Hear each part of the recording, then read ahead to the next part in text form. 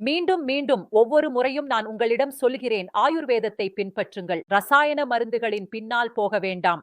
இவை விரைவில் விளைவை கொடுக்கும், ஆனால் பின்னால் ஒருபோதும் சரியாகாத பிரச்சனைகளை விட்டுச் செல்கின்றன.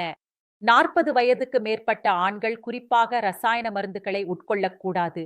ஏனெனில் இந்த வயதில் பிரச்சனை வெறும் கடுமையானதாக மட்டுமல்ல, சரியாகுவதற்கும் அதிக நேரம் எடுக்கும். எத்தனை திருமணமான குடும்பங்கள் அழிந்துவிட்டன. விவாகரத்து வரை விஷயம் சென்று சமுதாயத்தில் நகைச்சுவையாக மாறிவிடுகிறார்கள். ஆயுர்வேதத்தில் ஆண்களின் பிரச்சனைகள் பித்த தோஷம் காரணமாக ஏற்படுகிறது என்று கூறப்படுகிறது.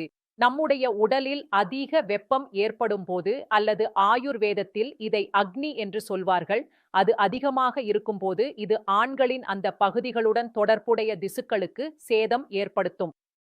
வயது அதிகரிக்கும் போது இந்த பிரச்சனைகள் மேலும் அதிகரிக்கின்றன.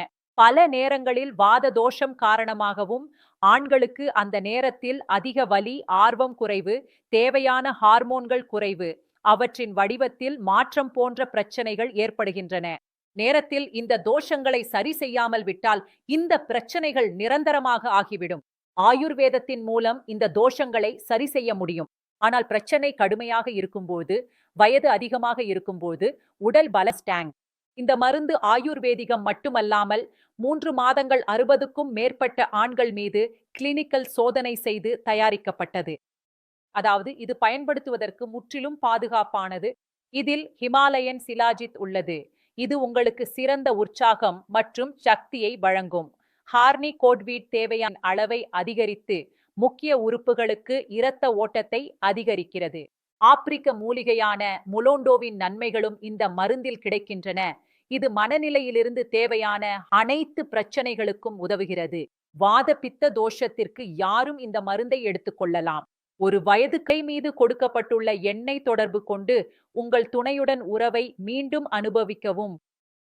அத்தையின் வார்த்தைகளுக்கு பழகி போனதாக தோன்றியது. ஆனா இப்போது இப்போது அடுத்த வீட்டு மக்கள் அதையே செய்கிறார்கள். இந்த விஷயங்களை எல்லாம் சுனிலிட்ட எப்படி சொல்லுவேனா தெரியமில்ல. வீட்டுக்கு வந்ததும் அவர் உடம்புல உயிரே இல்லாத மாதிரி இருப்பாரு. பேசுவது தூரம், அவரை பற்றி யோசிப்பதே பாவம் போல தோன்றியது. அந்த சமயத்துல ஒரு நாள் சமூக ஊடகங்கள்ல லிவோஸ்டான் பத்தி படித்தேன். நிறைய பேரின் வீடியோ கட் பார்த்தேன். நம்பிக்கை வரல. அப்படியும் நான் ரிஸ்க் எடுத்து ஆட்டஸ் அனுப்பினேன். சுனிலுக்கு தினமும் ஒரு மாத்திரை கொடுப்பேன். வெறும் 7 நாட்கள். ஆமா, வெறும் 7 நாட்கள். இப்போது 2 மாதங்களாக கர்ப்பமாக இருக்கிறேன். மணி நேரங்கள் முழுக்க இடையறாது இருக்க முடிகிறது. யாருக்கும் தெரியவில்லை அவருக்கு இந்த அளவு சக்தி எப்படி வந்தது என்று. இப்போது தோன்றுகிறது, இவனே பழைய சுனில் அல்ல போல. லிவோஸ்டானுக்கு நானே